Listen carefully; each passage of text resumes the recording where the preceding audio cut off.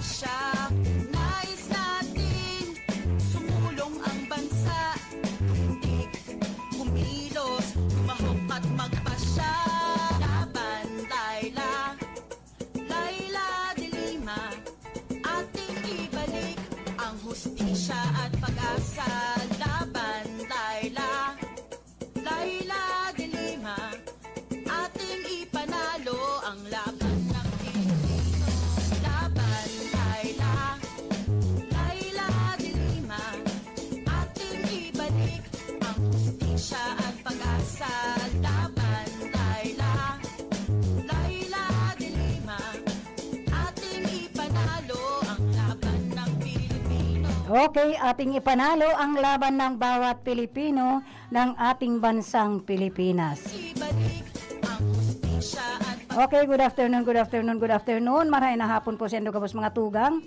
Magandang hapon po sa inyo lahat ng mga tagapaghinanyog. Ang programang Bareta, Aksyon, Asin, Impormasyon. Laila de Lima. Alin na po kayo at magsama-sama tayo sa sa isang oras na pagtatalakay sa mga bareta, aksyon, asin, impormasyon.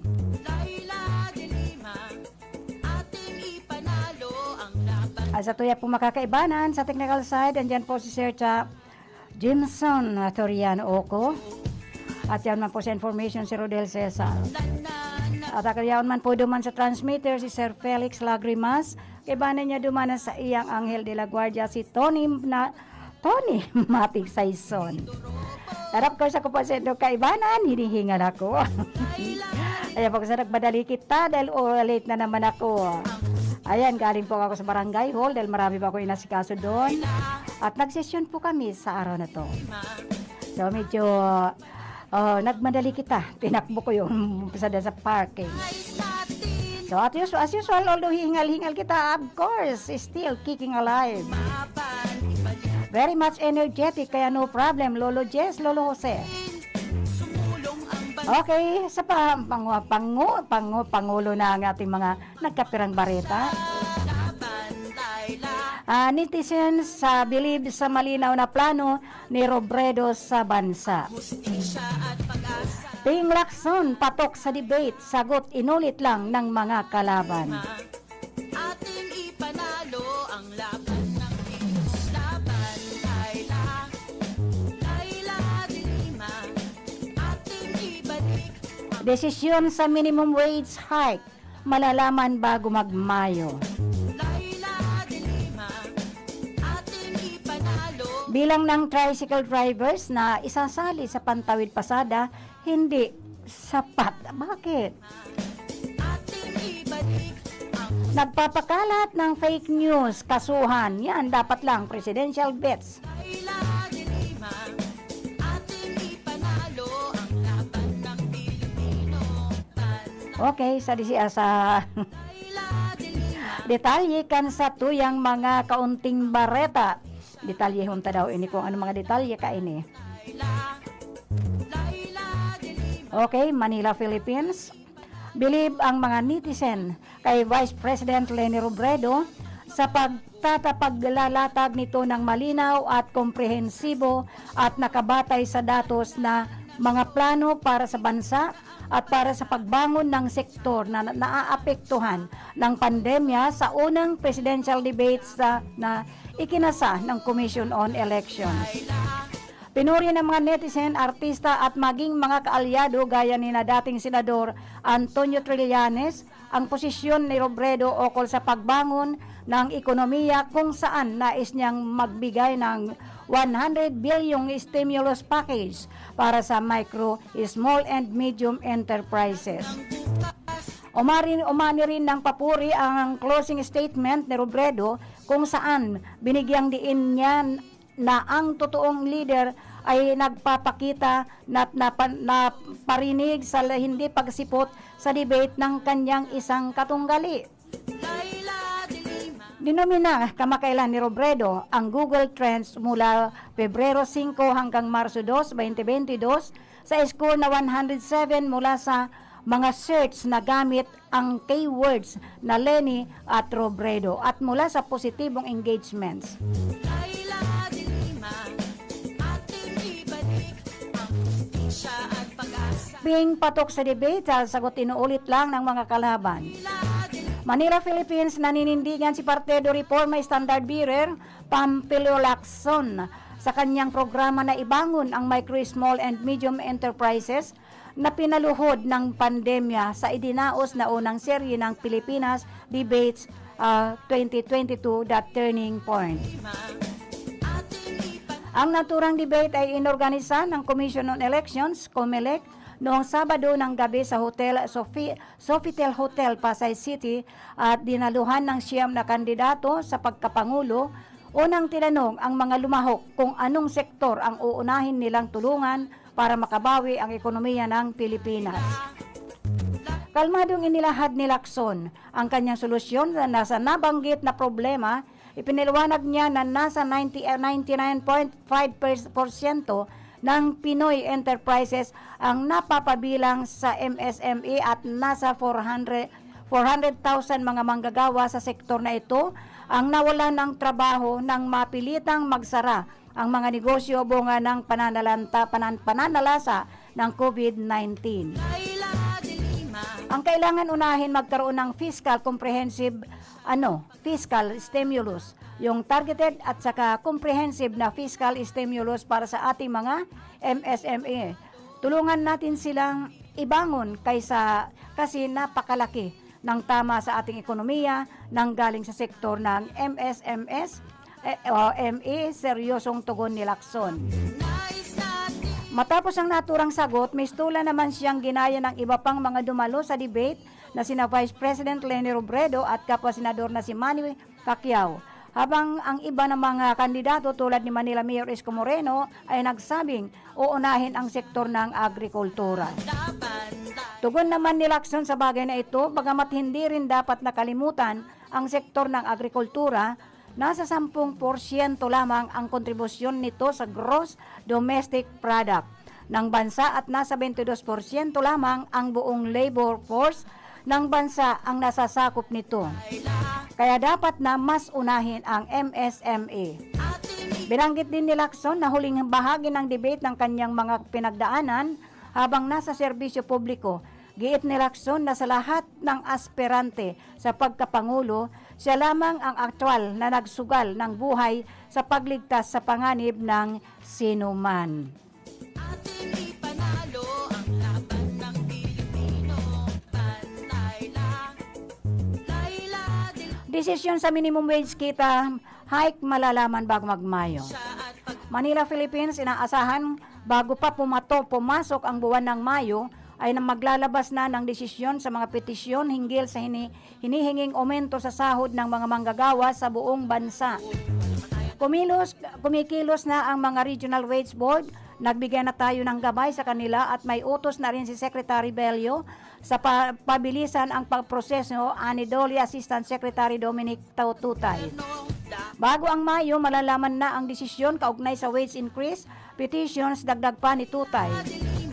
Ang Labor Unions Alliance Unity for Wage Increase Now ay nagsasagawa ng rally sa National Capital Region Wage Board Office upang igiit ang pag-aaprobahan sa kanilang petisyon na may itaas sa 750 ang minimum wage.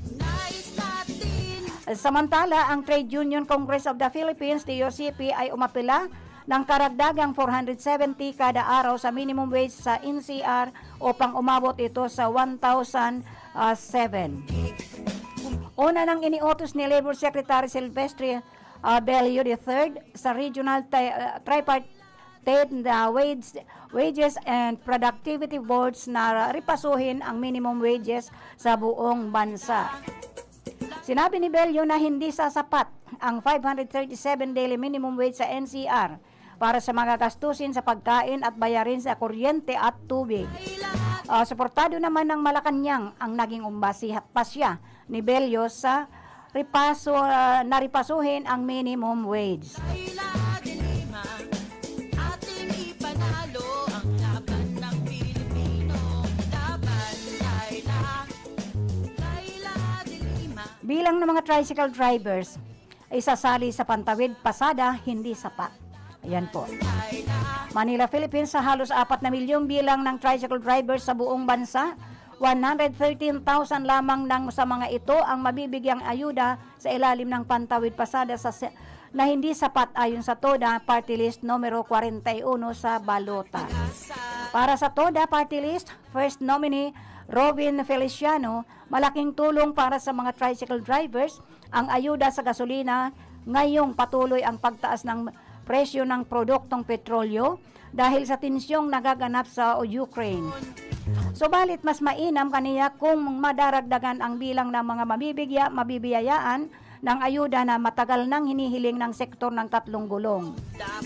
Matagal na ring iniinda ng ating mga kasamahan sa tricycle operation ang sunod-sunod na pagtaas ng presyo ng gasolina, kaya't mainam na maipamahagi na ang ayuda sa lalong madaling panahon at hiling namin nadagdagan pa ang bilang ng mabibiyayaan nito ayon pa kay Feliciano. Sa maliit na nilang kita bago pa sumipa ang presyo ng produktong petrolyo ay tuluyang naging katiting na lamang ang inaiuwi ng tricycle drivers. Ngayon kaya panawagan namin sa pamahalaan ang agad na pamamahagi ng suporta para sa sektor ng tatlong gulong, dagdag pa ni Feliciano. Kasalukuyan ding nananawagan ang TODA Party List para sa suspensyon ng pagpapataw ng excise tax sa mga produktong petrolyo upang bumaba ang presyo ng gasolina ang kinukonsumo ng mga Pilipinong ang ikinabubuhay ay nasa linya ng pamamasada. Laila de Lima, ating ibalik ang hustisya at pag-asa laban. Laila de Lima, ating ipanalo ang laban ng Pilipino. Laban, Laila de Lima, ating ibalik. Okay, Manila, Philippines, bilib na bilib talaga ang mga netizens sa ating panglaban ni Vice President Leni Robredo sa paglalatag nito ng malinaw na komprehensibo at nakabatay sa datos ng mga plano para sa bansa at para sa pagbangon ng sektor ng naapektuhan ng pandemya sa unang presidential debate na ikinasa ng Commission on Elections. Pinuri ng mga netizen, artista at maging lahat-lahat. So sana po, suportahan po natin ang takbo, ang ninanais o ang political journey ng our very own Bicolana na si Leni Robredo. Nakapwesto sa tagumpay, Wag po natin ipagbahala hindi dorobo. Laban, na mga Bicolanos, itayo natin ang pagkauragon natin. ibalik. And of course, ibalik natin sa Senado si Senator Laila de Lima dahil talagang if there is no Senator Laila de Lima, what will happen to our human rights at ibalik ang hustisya, ang pag-asa ng ating bansa. Ayos natin Ang programa pong ito ay hatod po sa endo ng principal sponsor na si Susain Sionborn, Senator Laila de Lima, ang hustisya. Kagawad Melnanda Robles Moralio, Abot Chokoy Rex Oliva, and of course Rodolfo Jeff Jipoy Tino. Mahok at And of course, kang Masuso Spring Resort. Ay happy birthday pala. Happy birthday kan sa tuyang operator ng Masuso Resort. magsalap. Si Melet Robles Moralio. Happy birthday po Madam Melet Robles Moralio. Ang laban. I wish you all the best. Of course, more blessings to come. And of course, sana umandayog ng napakalaki ang ating Masuso Beach Resort. Again, happy birthday Milet Robles Moralio. I wish you all the best and of course, good health. Kung may mga plano po kayo, ikaw, Engineer Pat Moralio Pablo, if you are willing to come back to Irigas City, kung mayo ka matutuluyan, I'm recommending you to stay. Diyan ka na lang po sa Masuso Spring Resort. Hello also to Ma'am Belia Sereno, Police Lieutenant Belia Sereno. And of course, I would like also to say hello to Cheryl Beauty Salon, owned and managed by Tuding and Cheryl Castro Verde Aquiler. And of course po, ang Mama Betty's Farm, owned and managed by Marisol Bundal. Thank you also kay Laza Resto Bar and Water Refilling, owned and managed by Letty Pulton. And of course, ang Saranghe Motor Parts and Services. Kung igwa po kamo problema sa indong mga motorcycle, sa indong mga tricycles, just go to Saranghe Motor Parts and Services. Pirmi pong yaon dyan ang sa indang mekaniko na tutulungan kayo kung paano mapaayos ang sa indong mga kabayo, ang motorsiklo o ang sa inyong mga tricycle. And I would like also to say hello to Engineer Stephen Edith Andalis. Ating ipanalo ang laban ng Pilipino. Hello also kay James Wally Osas and of course kay Vincent Peter Epe. Kay Kim Lauren, hello to all of you. And of course kay Kino Luciano Suero. Natin sumulong ang Kay Osman Khan. How is your fractured legs? I hope that you have recovered already. Layla. And hello also to Bat 6569, to Menard Malate. Extend my regards to all of you. And of course to Marilyn Albar Orbon. Kumusta kayo dyan? Layla de Lima, ating ipanalo ang laban ng Pilipino. Laban, Layla. Layla de Lima, ating ibalik ang hustisya at pag-asa. Laban, Layla. Layla de Lima, ating ipanalo ang laban ng Pilipino. Hello, thank you kay Juliet Babi Garalde of Santiago, Nueva Ecija. Thank you very much, Mada Sis, for watching the program. Ang sabi niya, good afternoon, Sis, watching from Santiago, City of Isabela. Panalo ang laban. Thank you very much po, Juliet Babi of Santiago, Nueva Ecija. Ay, Isabela! Rather, sorry. Layla, Layla de Lima. Now, gusto ko lang pong may linawin ako. Kasi po kasuodma po, nagkaroon ng pulong-pulong dyan sa San Vicente, San Vicente, Baaw. And according to reports po, according sa mga nag-text po sa akin, sa messages po na nakaabot sa akin, Sa gobyerno, dapat sabi niya marami nagtatanong po. Marami raw nagtanong na sila mismo ang nagtatanungan sa nangyaring anduyog. Ining anduyog na ini, ang pagkakaaram ko ka ini, samahanin to ng mga kababaihan. ating ipanalo. At hindi po na isang tabi na sa mga nangyaring programs po na ginibo dyan sa San Vicente, Baaw. Sa kadakol pong mga nagduruman, before I forget, kaya po ako igwang ng mga kabisto dyan sa Baaw because ang nanay ko po is from Baaw. Taga Baaw po ang nanay ko, propyong taga Baaw po. Sabi nga ni sa Eriga, propyong taga Baaw. Layla, Kung kita igwang propyong taga Bicol, taga Iriga, propyong taga Baaw man po ang nanay ko. So igwa kitang mga kasamahan dyan. For in fact nga, if I'm not mistaken, hindi po ako nagkakamali. Ang secretary dyan sa San Vicente Baaw, Barangay San Vicente Baaw, ang secretary po dyan ay ang asawa po ng kasamahan natin na nangyasirang si Mark Rodriguez. Layla, So, bukod po doon, marami pong nagpunta dyan na mga taga dyan talaga sa Baaw, taga San Juan, taga Sagrada, na sila po, and the others na mga social media friends ko po. pag-asal. They are asking me, tinatanong po nila ako, si Senator Laila de Lima ba ay hindi kaalyado ng Iriga City? Yun po ang tanong. At medyo nahihirapan po akong sagutin yun. Because I might answer na baka hindi po, baka magkamali po ako ng sagot. Layla, So, ang tanong ko lang, nagtatanong lang po ako, it is only my own opinion. I don't want to hurt anybody.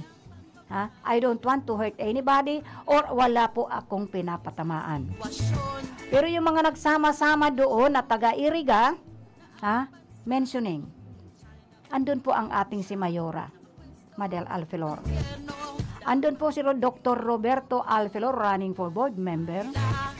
And of course, andun doon po si Ate Mare Quadrante. I always say hello to Ate Mare Quadrante. laban. And of course, andun doon man po si Freddy Boy. I just don't know kung ilan kaya ang berinya natin. Laban ng Pilipino. Pero yun ang tanong nila sa akin, Yun ang tanong nila. Bakit po of all those from Iriga City, kasi ang nag-program po doon at nagbigay ng kahit kaunting ayuda, but it is kahit kaunting ayuda lang po yun, minabuti po ng mga nakatanggap because they are really in need. So they are very much thankful. Kaya lang, ang ipinagtampo ko po, tanong nila sa akin, di ba, the principal sponsor, the principal author ng 4Ps is, di ba, si Senator Leila de Lima? Pinag-isipan ko ng gusto yun kasi I don't know kung ano yung mga messages na yun ay pinaparating nila sa akin. Pero para sa akin po, nagmamalasakit lang po sila.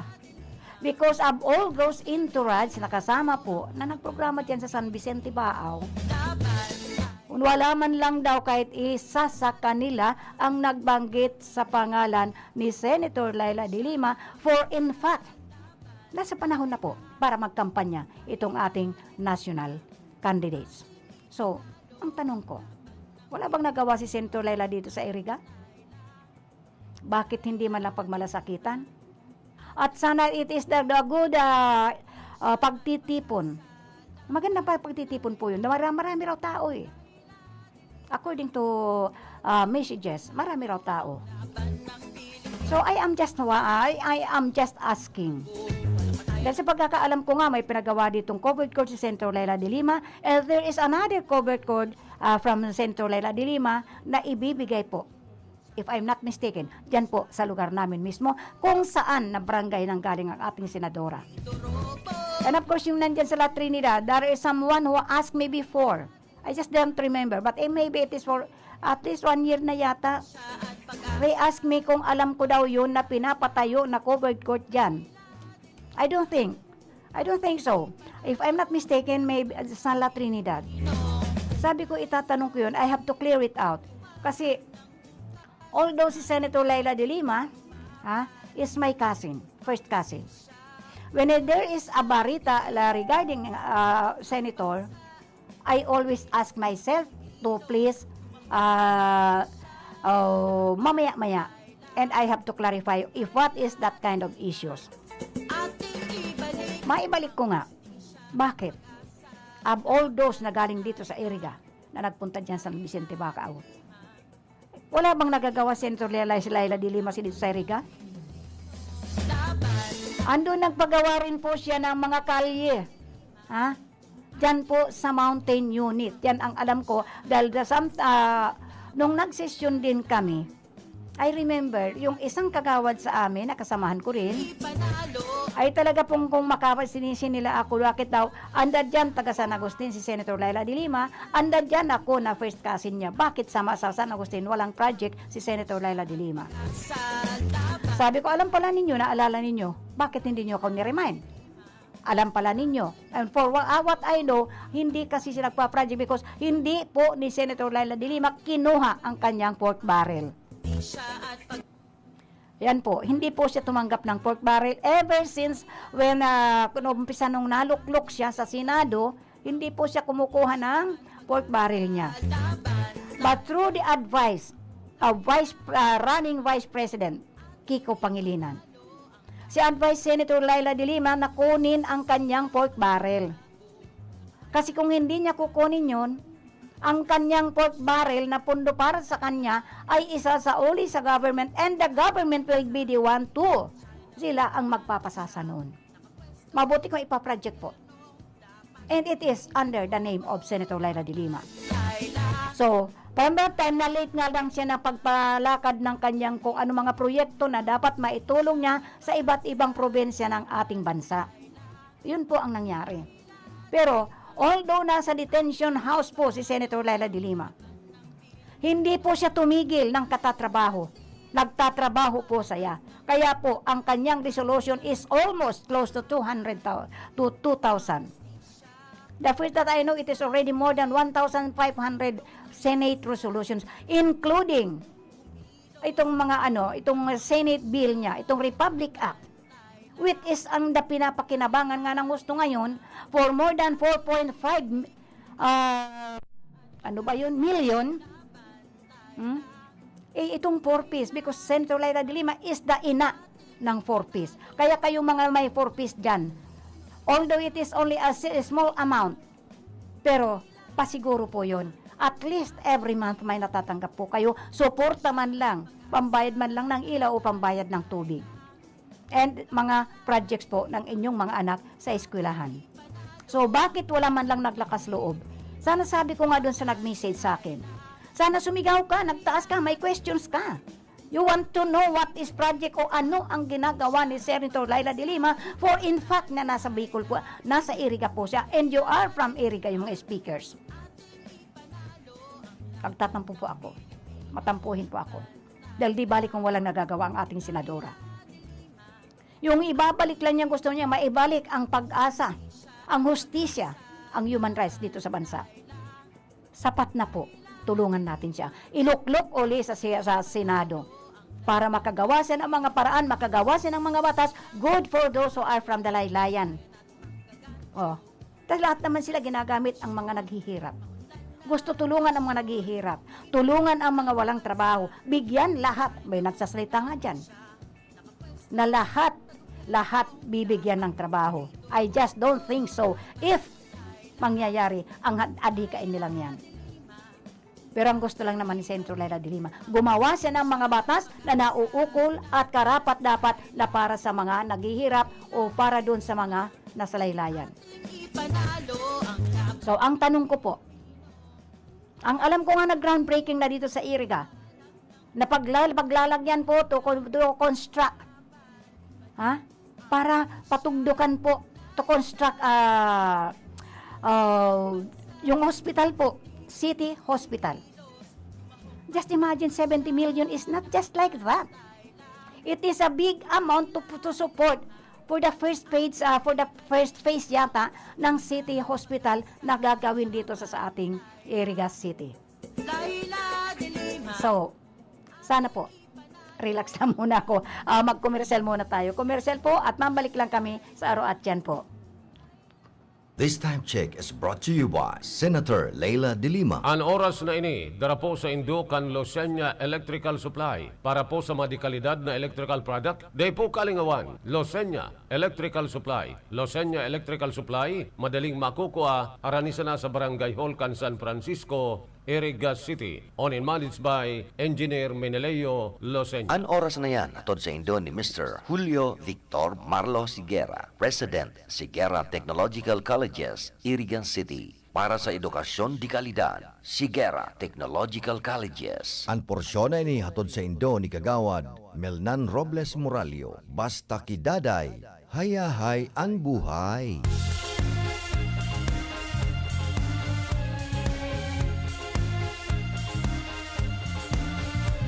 Karapatan ng mga patay, aking ipaglalaban.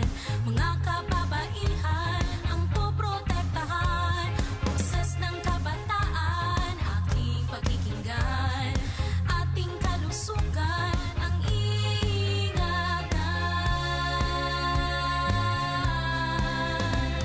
Paglilingkuran ng mga irigente. Magsisilbing magandang ihempo. Lagi kayong una sa puso ko. Dahil kay Daday, hayay ang buhay.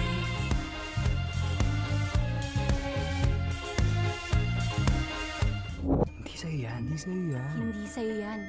Maliit man o malaki, ang korupsyon ay korupsyon. Kapag hinayaan, sisirain nito ang kinabukasan ng bayan. Kaya maglakas loob sumigaw ng, Hindi sa'yo yan. Hindi sa'yo yan. Hindi sa'yo yan. hindi sa'yo yan. To report about corruption, please contact DOJ Action Center at dojAC@doj.gov.ph. Nanlalabo na ba ang inyong mga paningin? O kailangan mo ng proteksyon laban sa radiation? Ano pa ang hindi hintay nyo? Pumunta na sa The Vintage Optical.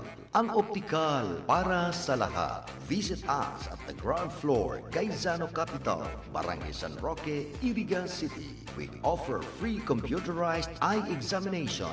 Free frame. Lente lang ang babayaran. Starts at 999 complete eyeglasses. with anti-radiation lens. The Vintage Optical, the widest selection of optical signature frames and sunglasses. The Vintage Optical, ang optical para sa lahat.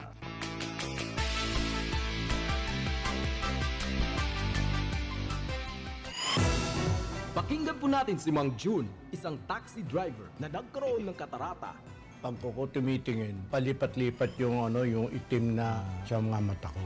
Nakaapekto po ba sa pag-drive nyo? Napapasin ko, pag ako nagdadrive, namumula yung aking mata. Pulang-pula, lumalabo ang mata ko. So, nang nag-take ka na ng iBerry, may pagbabago po ba? Yung gumamit ako ng iBerry, pagbumula ng aking mata. Ah, okay. Nawala po yung mga itim-itim, lumilaw yung aking mga mata. Kumusta na ang pag-drive mo?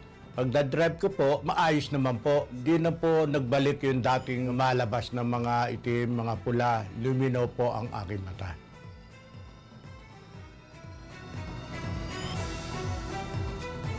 Aram daw nindo kung taano importante ang kidney sa satuyang lawas. Ini ang nagsasara kan mga ati asin toksin sa satuyang dugo. Kung maraot ang satuyang kidney asin dai magfunksyonin tama, posible magkahelang kita asin magkaigwanin malain-lain na kailangan. Arog kan panluluya, kulang sa turog, difisil na pag-ihi, gatok na kasukasuan, pagkaribong asin difisil na paghangos. Tanganing makalikay sa helang sa kidney, ang solusyon dyan, iyo an Kidney Care. Ang Kidney Care, produktong gibo pa sa Amerika. Asin may sangkap na vitamins asin minerals na nagpapakusog sa tuyang kidney. Ang Kidney Care, katabang man sa padagos na sirkulasyon asin paglinig kan toxin sa lawas na. Hulita mahal na marhay ang magpa-dialysis asin magpa-opera sa kidney stones, kaya likayan ang kidney stones, UTI, dialysis asin kidney failure. That's why you really care. Always take care of your kidney with Kidney Care. Ang Kidney Care mababakal sa Mercury Drug, Watson's, South Star Drug, Rose Pharmacy asin mga nanginyanot na drugstores nationwide. Ang Kidney Care hindi gamot at hindi dapat gamitin panggamot sa anumang uri ng sakit.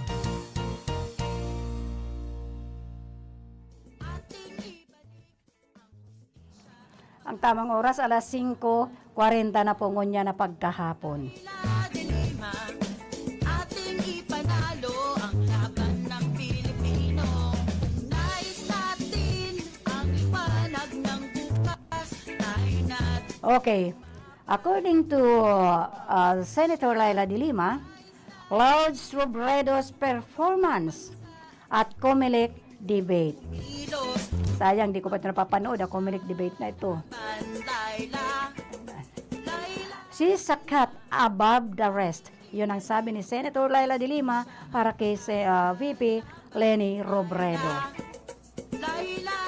Re-electionist Senator Laila M. de Lima lauded the performance of presidential aspirant and Vice President Leni Robredo on the Pilipinas presidential debate by the Commission on Elections, COMELEC, held last March 19.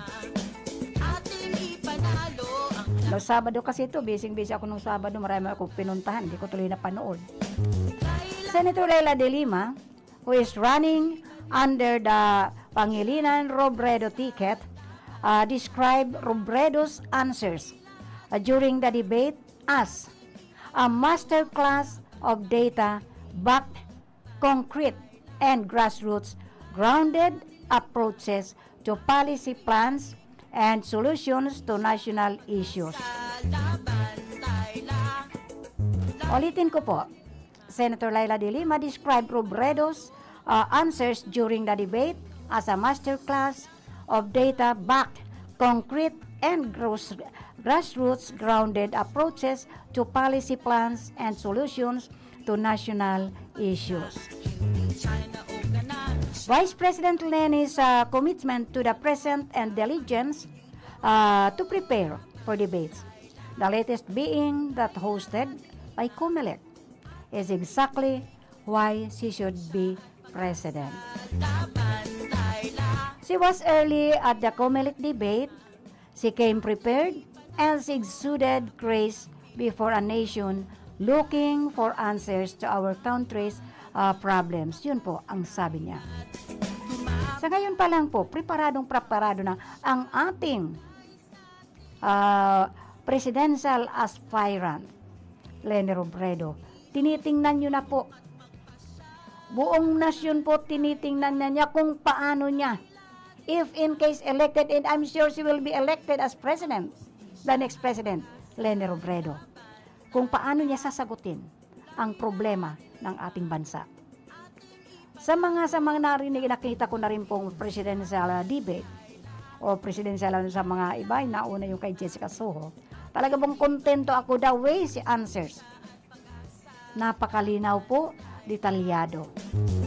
So, Vice President Leni's automatic and consistent unleashing of solid data and figures was a top-notch demonstration that she is a cut above the rest.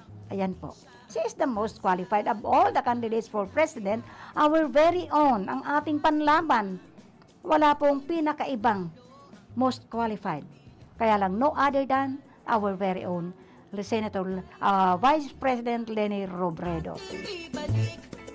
During the debate, Robredo notably stood out among her male rivals as she crafted detailed policies rooted in science and data.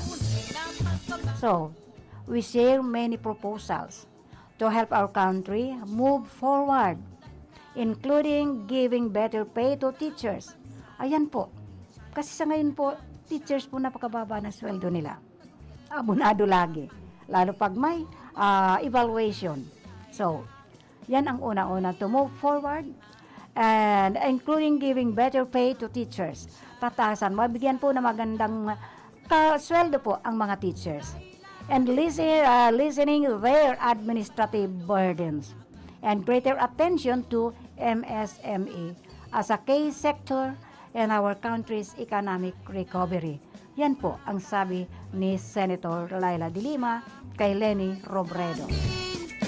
Robredo also delivered a powerful closing statement, saying, ang sabi niya, how Filipinos should not look for someone who does not want to face us, because the president that the public needs is someone who rushes to be with you when you're suffering, who is ready to sacrifice to help, who ready to face anyone to fight for you. And ngayon, sa debate pa nga lang po, ayaw nang humarap. Ay paano niya harapin ang problema na haharapin ng panibang ng maluluklok po na bagong presidente? Ay sa debate pa lamang po, hindi siya makaharap. Ha? Yung sa mga rally-rally nila, pakinggan nyo kung ano ang pinagsasasabi niya. So, how much more kung siya ay presidente na? At if in case may gulo na, paano niya haharapin? Ha? Paano niya ipagtatanggol ang bansang Pilipinas, lalo na po ang mga Pilipino? How will they protect us? Kung sa debate pa lamang po ay takot na siya. Hindi po rason yung nangangampanya sila, may mga obligasyon sila, may mga commitments po sila. Bakit po? Pag sinaba na ang presidente, pag bumabagyo na, lumilindol na, may nagkakagulo na, sasabihin ba niya, ano ang kanyang appointment? Ang nating presidente po, ang alamin natin ay those who will sacrifice for its Filipinos, who is ready to face everyone, who is fighting for you. Paano na po yan? Magtatago ka? Ha? Or iiwanan mo ang bansang Pilipinas kasama ang mga Pilipino? So, saan pipiliin po natin? Because the president that public needs is someone who rushes to be with you, your sufferings, who is ready to sacrifice to help you, who is ready to face anyone to fight for. Paano mo ipagtatanggol ang ating bansa na kinakamkam ng mga insekto? Ha?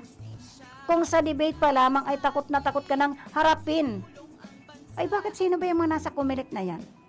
Who is that donors yung mga nasa media? Yung mga journalist po na nandyan na nag-i-interview sa'yo, bakit ayaw mo harapin? Yun pa kaya kung may problema ng Pilipinas na talagang napakalaki po ng problema ng ating bansang Pilipinas. Paano mo po haharapin yon? Yun po ang dapat maintindihan ng ating mga sambayanang Pilipino. Ipaglaban ang buong Pilipino. So, agreeing, Senator Laila agreed with Robredo. Said that if you can't disturb the others to face the debate, if you can't disturb the others to face the debate as a candidate, how can you rely on them in times of need of our countrymen? Yun na nga po. Paano mo haharapin? Paano mo i-rely ang pangangailangan ng ating mga kapwa Pilipino as well as ang ating bansa? Kaya wag na natin hanapin ang wala. Sa bagay, ang hinahanap daw yung wala. Pero wag na natin hanapin yung wala. Hindi maaasahan at ayaw magpakita. Kaya nga doon, di ba may question sa kanya? Nung lumindol, nung may pumutok ang bulkan, may bagyo, ano ba yon? Nagpakita ba? Hindi pala nagpapakita. Are you be proud of a president who does not know how to show himself? Sa debate pa lang, wala na. Paano yon? Paano niya haharapin na ayaw ni nga paano mo hanapin na kung ano ang pangangailangan ng Pilipinas? Paano yon kung nasaan na, kung yan sa eruption pangalang ng ating volcanoes, hindi nagpakita. Sa kalamidad na bagyo, super typhoon, nawala. Sa baha, nawala. Sa lindol, nawala. Ano na ba yun? Ano palang kaya niya? Uupo lang doon? Mamanduhan ang kanilang mga secretaries? Ay, my goodness. Mag-isip-isip po kita. Sambayanang Pilipino.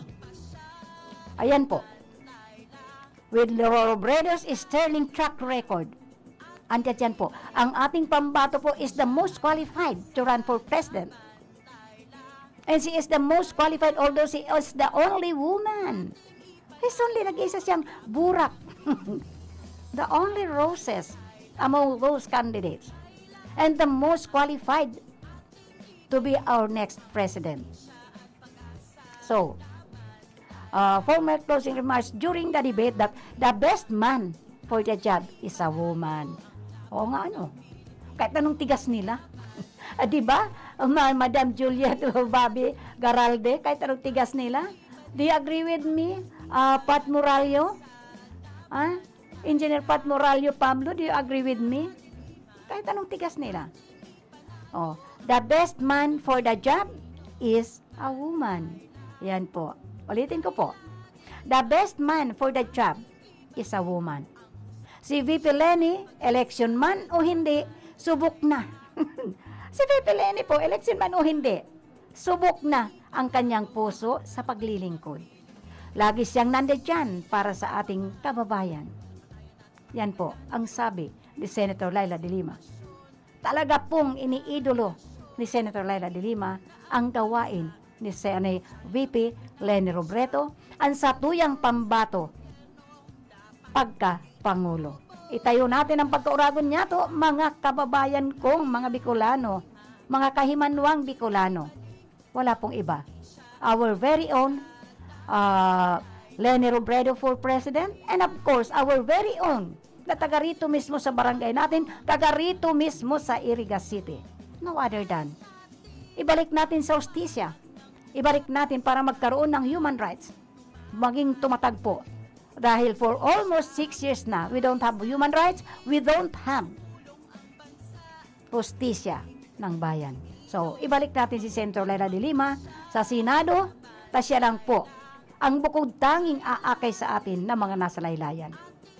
Because those na mga nasa laylayan, anumang kaso ang ipatong sa kanila, wala silang karapatan o wala silang kakayahan na lumaban. Dahil ano ba naman ibabayad nila sa isang abogado? Kahit pa yan nasa PAW, may mga kahilingan pa yan. May mga pangangailangan pa yan. May mga gastos pa yan. And how they will pay those attorney para maipaglaban ang kanilang kung anong pangangailangan. So, ibalik natin si Senator Laila de Lima sa husgado upang maipaglaban ang bawat Pilipino, ipagbalaban ang hustisya, ang pag-asa ng ating bansang Pilipinas. Siya at pag-asa, laban, Laila de Lima.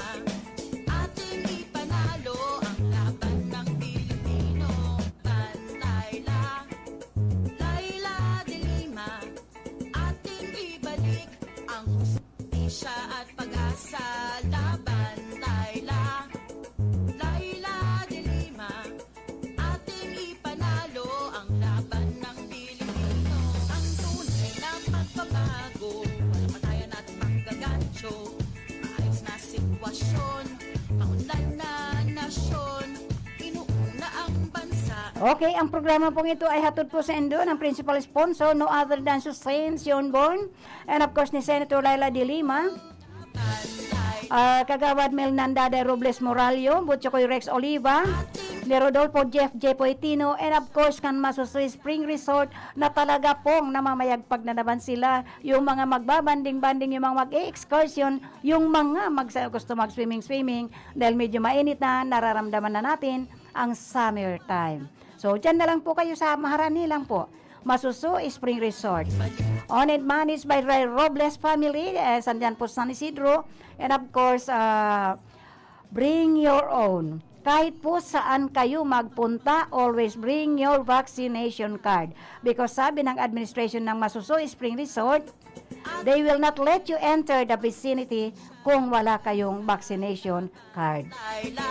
Kaya yung mga bata na hindi pa vaccinated, it is always with a under ng kanilang mga nanay, tatay na they are already vaccinated. Ayun po, sa aga po ay hindi ko pala na-topic ining regarding dito sa mga ining nagdadangadang na face-to-face po sa mga eskwelahan. And all those schools, private and public schools, they are really very busy preparing for their face-to-face ngayong school year. Kasama po ang mga barangay with the cooperation of barangay councils, the elected and the appointed barangay officials na makimagtulungan po. Lalo na po sa amin sa Barangay San Agustin, na we have 4 po ang aming eskwelahan. And we have tatlong mga daycare centers. So, they are preparing so much. At hindi rin kakayanin na with the support of the barangay tanods, the barangay security forces. Dahil yun po ang hinihingi ng ating mga schools. Sa Barangay San Agustin po kasi we have the San Agustin Elementary School, we have the Fatima Integrated Farm School, and we have the Seferino Arroyo High School. And then mayroon po tayong the senior standalone senior high school. Diyan po yan. Kaya we have 4 po ang ating eskwelahan. So, it will make us busy, especially this na mag-face to face na po.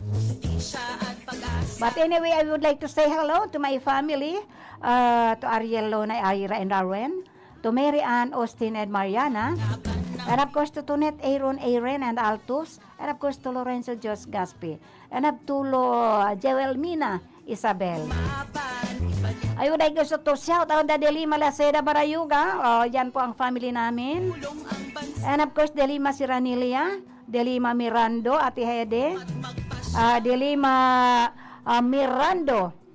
Mirando po. Kichina Almasan and Jingjing Kwan, Jingjing Delima Kwan. And of course, kay Manoy Ime and kay Mais, kay Manuel de Bourbon. Manuel de Bourbon, ha? Can I ask something? Ha? Dahil ka barangay fiesta na po, Noy. Talagang we need your support.